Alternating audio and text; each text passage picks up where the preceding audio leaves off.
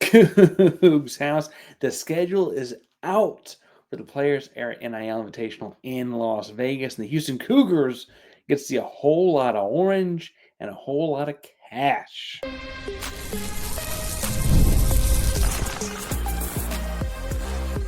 You are Locked On Coogs, your daily podcast on the Houston Cougars, part of the Locked On Podcast Network, your team every day. Welcome to Locked On Cougs, the daily podcast all about your Houston Cougars. I'm your host, Houston-born teacher and coach Parker Ainsworth, and whether you're a Houston fan or just a hater come step by, thank you for making the Locked On Cougs your first, second, third listen. We got a bunch of episodes out for you today. Today's just brought to you by Game Time. We are doing our best. If you're trying to distract yourself from the news happening in Central Texas, the flooding, the chaos, and Kerrville and surrounding hill country areas. We appreciate you making us your distraction here at Locked On Cougs, trying to get some sports on your mind and get maybe away from some of the heavier things. It's been a really, really challenging weekend, to say the very least. Tragedy feels like too small a word for all the things happening. And so while we try and get our minds off of that, talk about Houston Cougars, we do want to extend continued thoughts and prayers to everyone in Central Texas. Again, today's show is brought to you by Game Time. We got more on that fun later. But today, a little bit of Houston Cougar basketball in this episode. Again, there's a lot of content out there from Locked On Cougs, but Houston Cougar basketball as we have the matchups for the NIL Players Era in Las Vegas. I want to talk some about the opening round matchup with Syracuse. I want to talk some about Tennessee in the second round, and we will talk about the Las Vegas Summer League. Well, we're talking about Summer League. It's not actually happening in Las Vegas right now, but we're talking about Summer League in the third and final segment. So, Syracuse. Syracuse is a blue blood sort of feeling program in a lot of ways. I think Syracuse is like the Keem Warwick, Carmelo Anthony kind of deal, and that's not horribly far off from where they're at right now. We'll talk about it in a second. But this is a team that, is kind of rebuilding with a new coach and moving things forward. And frankly, did a lot of work in transfer portal. I imagine a team that, you're looking at doing all right in the ACC next season, really kind of having a better season the year after that. While this doesn't project right now Syracuse to be a team that's like looking to win a national title, and certainly not a team you can just roll through and roll past. I am really impressed in looking at the roster they put together and their backcourt. Their point guard, I'm projecting the starter to be a guy named Nathan George. He is coming up from Georgia Tech. He's a 12 points, 7 assists kind of guy. I guess he had 6.5 assists last year at Georgia Tech. He's not a great three-point shooter, but he's a really good floor general, controls the pace well. A little bit loose to the basketball. I think Miles Suzanne will have his way with him in that front. But I don't want people to look at this guy as he's not good. Nathan George is good, and it'll be an interesting point guard there. The other backcourt spots will be interesting. I imagine J.J. Starling continues to start for them. He has 18 points per game guy a year ago, but he shoots a bunch of twos and doesn't pass the ball a whole lot. He's an ISO kind of guy. I'm interested to see what Houston does with him. And how Houston handles him. They also bring in Nate Kings, who's a 6'5", like 44% three-point shooter from Oregon State. And that is all to say those three guys, the guys I think were probably on just experience, be starting in the backcourt come the end of November. But Carmelo Anthony's son, is also a guard, and his skill set's a little bit different, and he's, tall, long. I don't know exactly where he fits into this backcourt. Probably not a point guard, but I don't know if he can replace the high-end shooter. But J.J. Starling is their high point man, so does Anthony coming off the bench. He's the electric name on their roster for sure. They're the most name power, in large part because of his dad. But as we see, like at the NBA level, it's something ridiculous. Like if you're drafted as a guy with your name, with your father in the NBA, you're like 2/3 more likely to get a second contract just because those guys tend to last longer or whatever. They have decent bigs as well. I think Donnie Freeman will start at 1. He's a 6'9" double-double kind of guy. It's a fun matchup with Chris Sinak, I think, in the power forward spot. Their center spot's unclear. They got another Georgia Tech transfer in Ibrahim Soare and William Kyle, the UCLA transfer. One of them will start. I think JoJo Tugler actually eats those two guys alive. But Houston's defense will be on full display in this one because each of their guys scores from very specific spots on the floor, right? So can you keep Starling out of the paint as a driving slashing point, as the slashing two guard? Can you keep Nate Kings off of the 3-point line? Can you keep Donnie Freeman away from the dunker spot? What can you do to work those different guys off? And what I love about this is it's a power four matchup against a really good Syracuse team, team that would probably be around the middle of the Big 12. I think they're a tournament team. It's also a team, though, that I think that as far as like playing different styles of basketball will be interesting to see what Nathan George does as running their offense at the point guard spot. Is he the kind of guy that pushes the pace a little bit? If so, Houston's going to obviously be the kind of program that always wants to slow the game down some. And so Syracuse offers interesting potential differences there. Now, that's assuming George does what he wants to do. If they also want to slow it down, you're playing more into Houston's hands. But then again, you have very clear defined roles. This is also a game that opens the tournament. Houston we're looking for dates on some of their non-conference games like Florida State and whatever. I'm not sure they probably have already played at least one, if not two other Power Four opponents by the time they get to this. And so you're looking at potentially kind of Houston kind of hoping to be finding their form in this instance. As far as heights and weights goes, you could also see this being a chance to kind of start Isaiah Harwell as the third guard next to Sharp and Miles Uzan, because you might want the length out there with Starling and Kings and Anthony as well, for what it's worth.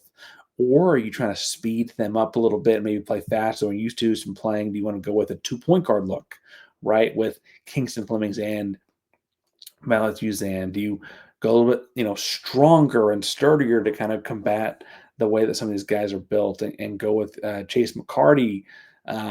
Does Mercy Miller get his start as a guy who's seen a little bit more of the floor than anyone we've mentioned at that third guard for Houston? As we build out Houston's lineup, and we'll do plenty of previewing that as we get closer to basketball season, the Syracuse team offers interesting challenges, but also interesting opportunities for what Houston wants to do. I do think Houston wins this game by double digits. Now, that might be me expecting Houston to be kind of more like January, February Houston, not November Houston. We know what the NIL Players Era Invitational looked like last year. For what it's worth, this year, the tournament's even more lucrative. Every team gets $1 million for showing up, and then the more you win as it goes. You get 2 games. Houston will open with Syracuse, and their second game will be Tennessee. And then the third game, they actually have like a championship caliber game based on your record in your first 2. And then there are a bunch of different pods of 3 teams. And so you also get ranked on point differential as well. So like how much you won by. I think the cap there is 15. So theoretically, the most you could win by would be 15, and 15 is 30. But it does incentivize you if you're up by 8 late in the game to push it to 15. There are other tiebreakers after that. It gets a little confusing.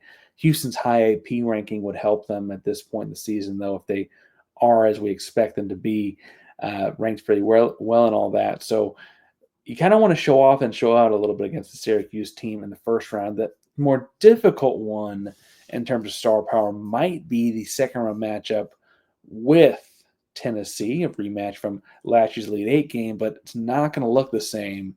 Let's talk about it in the second segment. But first, today's show is brought to you by Buddies Over at Game Time. Now, listen, summertime. Astros are hot, playing indoors. There's something inside to do in the summertime in Houston. Last-minute tickets, the place to get those would be Game Time. If it's game day and you get some last-minute deals at a concert or whatever, Game Time is the best place to get them. Game Time makes buying tickets fast and simple. Price in the app actually drop the closer you get to first pitch. They got incredible last-minute deals, clear seat views, and the lowest price guarantee that takes all the worrying out of buying. Seat views, again, from your section and row for that event in that arena. It's a great place to get on the action. Zone deals get up to 10% off exclusive zone deals in the minutes before the first pitch or the start of the game or match. Take the guesswork out of buying tickets. Game Time down the Game Time app. Can account code. Use code LOCKEDONCollege for $20 off your first purchase. Terms apply. Again, create an account. Redeem code LOCKEDONCollege for $20 off. Download Game Time today. Last minute tickets, lowest prices, guaranteed. Park Rangers Locked On Coogs here, and Houston's second game, I want to say second round, but second game matchup in the Players Era NIL Las Vegas. That will be Tennessee, and this is going to be exciting. Tennessee should be in the top 15 in the AP poll by this point in the season. Tennessee is a top tier SEC team. Both teams should probably win their opening game, which means you could be competing in this one for a chance to go play in the championship game. Again, there's weird ways to make that and not make that, but you got the Sampson versus the Barnes storyline. These guys, people talk about it being Texas and OU from the earlier parts of their career, but these guys go back to know each other in high school in the state of North Carolina. This is really and truly a fun matchup on a bunch of different storytelling levels. But really, that kind of undersells how good the basketball game is going to be. Again, I imagine this is a team that in Tennessee that is in the top 15 in the country by the time these two teams play in Las Vegas. And that's in large part because they have a 5-star freshman named Nate Ament. I assume he starts. He's listed at 6'9". He's got great handle and control of the ball. He can get hot from the outside. Most of his shot chart would look like a traditional big man, but he's got great wiggle with the ball, great feel for the ball along the perimeter. He's kind of this modern basketball. You're seeing this a lot more. The 6'9", 6'10 guys that are a little bit more coordinated suddenly look like guards and how they dribble the ball and things like that. I think he versus Chris Sinak as 2 5-star freshmen, it's going to be like a movie. I mean, it's going to be an awesome matchup. Both are projected to be top 10 picks in the 2026 NBA draft as one and dones. We know Houston doesn't always put out a whole bunch of one and dones, but they're both that caliber of talent. It's an awesome matchup, and I'm really excited to see it in Las Vegas next year. It's a fun matchup between two guys. I give the edge to Chris Sinak because of the defense, but truthfully, Ament offers a lot of problems offensively to deal with.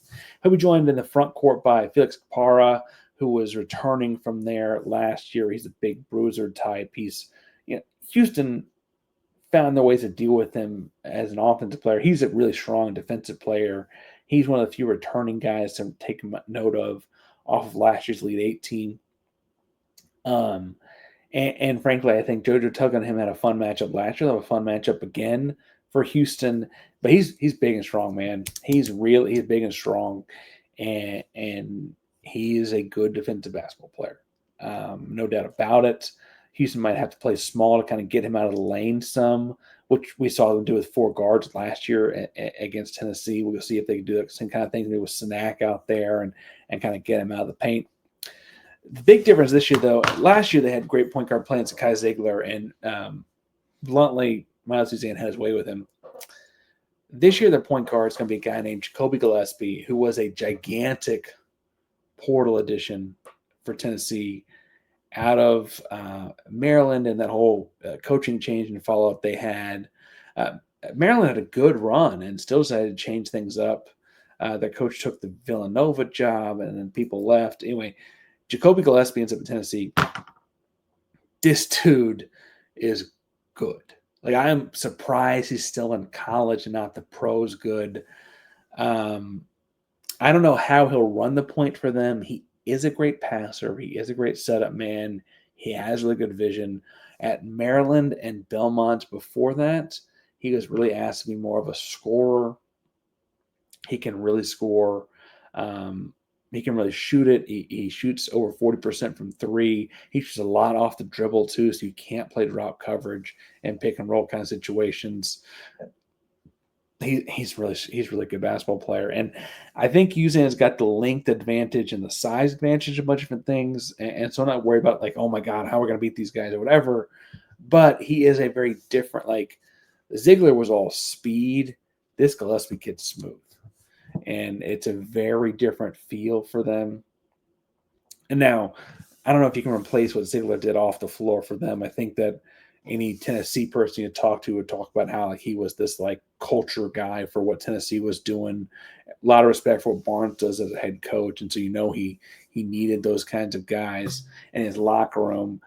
But there's no indication that Gillespie can't do that. He just hadn't been around as long, right, in Tennessee. And so we'll see where they are. We'll see how they go. I think the big thing for Houston here is we look at Houston as being a incredibly deep team next year, right? A team that, bluntly returns 3 stars off of a team that was 65 seconds away from a national title. A team that brings in a recruiting class of 4 players that honestly is the number 1 class in America at one point. I think someone passed them at the last minute there on a reclassification or something. But you also look at a team and a program that we know has Chase McCarty coming off a red shirt, Jacob McFarland coming off on an injury red shirt, Ramon Walker able to come back. A really deep Houston Cougar team. A really deep Houston Cougar team. And I think that this Tennessee game is going to be where the depth shows its face, because the drop-off from Tennessee after those first 3 guys is pretty dramatic as far as their impact on winning goes. Now, that's where we're sitting at here in July when the matchup gets made. I'm sure by the time we get to November, Rick Barnes will have figured out some stuff for who fits where and what the puzzle pieces fit together like.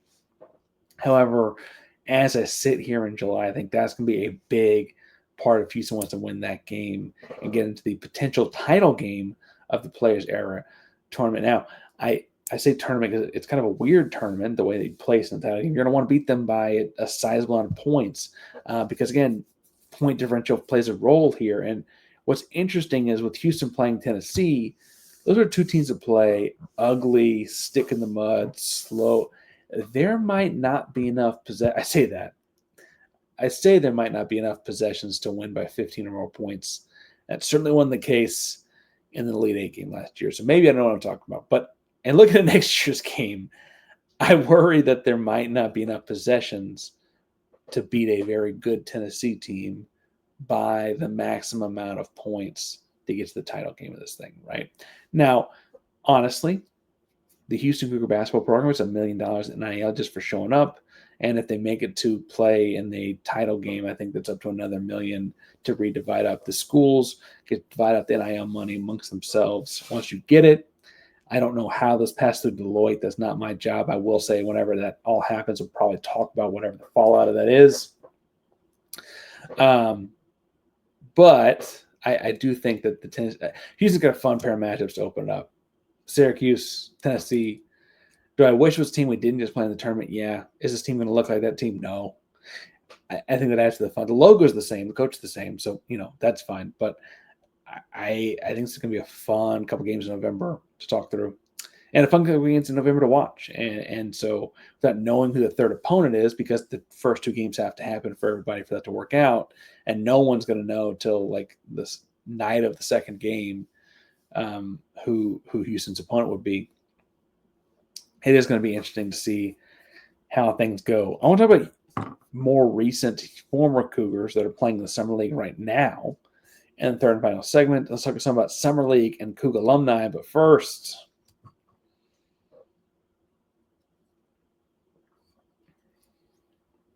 Locked on Cougs, Parker Ainsworth here. We're looking at the Summer Cougs, some of the Summer League action from Houston Cougars. By my count, I found 5 Houston Cougars suiting up this summer in Summer League. Jamal Shead will be suiting up with Toronto going into his second year in the NBA. Toronto has not started playing in Summer League yet, so we haven't gotten to see that at all. Jawan Roberts is suiting up with the Utah Jazz this summer in Summer League. As of the recording of this podcast, they played 1 game so far. He got a DNP coach decision there. I will say he's playing the same position as one of their top-tier prospects, a top 5 pick in Ace Bailey. And I wonder if he's almost more of an insurance deal for it. At some point, they're going to shut down Ace Bailey. We could see a lot of Juwan Roberts. But until then, I wonder if it's kind of we're going to keep him on the back burner to see. We'll see how that goes. Nate Hinton has played one game on the Memphis Grizzlies summer league team. I will say this much: Nate Hinton's been in the NBA kind of on some 10 days and 2 ways and stuff like that for a couple of years at this point. I think 4 or 5 years at this point. And he got some spot minutes with Memphis, looked fine. I think the deal with him, though, in Summer League, I'm interested to see how he gets to play. I feel like people know who Nate Hinton is. And so I don't think that they're going to be playing him in a figure it out kind of way. It's more like a figuring out how other people play with a guy with that kind of experience. Nate Hinton played the Rockets a summer or two ago. I can't remember, at some point recently. Been around the league a little bit. Golden State Warriors, though, have a pair of Houston Cougars in Javier Francis and LJ Cryer. Javier Francis did not play coach decision in game one, but in the second game, because they've already played 2 games of the California Classic on Sunday night, he played 16 minutes, had 10 points and 7 rebounds off the bench. Pretty dominant effort from a big man who bluntly has been called undersized by a lot of NBA scouts. LJ Cryer had 12 points in the first game. Relatively quiet. Golden State probably should have won that first game, and they didn't.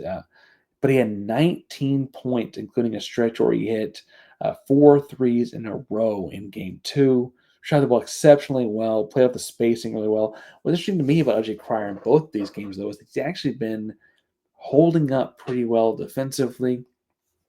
And in watching these handful of games, so Utah and Memphis are playing in the Salt Lake City Summer League. Golden State is playing in they're hosting the California Classic. For ultimately, everyone heads to Las Vegas for the NBA Summer League, I guess, into next week. But what's interesting to me is like LJ Cryer looks like he fits into the way NBA guys play basketball. He's going to be able to defend like he was defending. I think it's fair to say that he'll be okay. Like he'll get to stick some in the NBA as things go.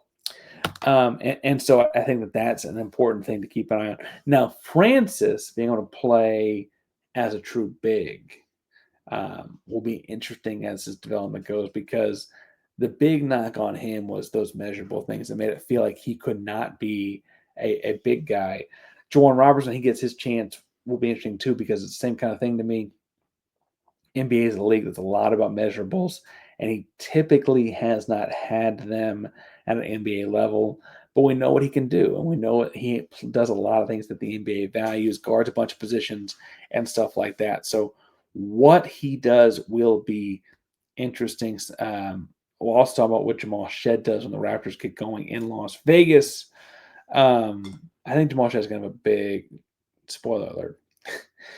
Jamal Shead had a really good rookie year for Toronto. I was surprised to see him on a Summer League roster. I think he's about to go have a really, really good Summer League. I think they see a lot of good things in him in Toronto. I DM and text some people in Toronto cover the team. I guess they don't actually live in Toronto. Not all of them live in Toronto. They love him, and I think this will be an exciting summer for Jamal, feeding off of some great momentum at the end of the year last year, going into next season. And so we'll see what that looks like, and we'll see where they fit him in. They're not the only Houston Cougar alumni group playing. That's the only group of guys playing in the Las Vegas Summer League or in the NBA Summer League. Now we have a handful of Cougars, obviously, on the TBT team as well, breaking those kinds of things down and more each and every day here at Locked on Coogs. Subscribe. Thus, we're live, Locked on Coogs, primarily Locked on Podcast Network. That means your team every day. Go Coogs.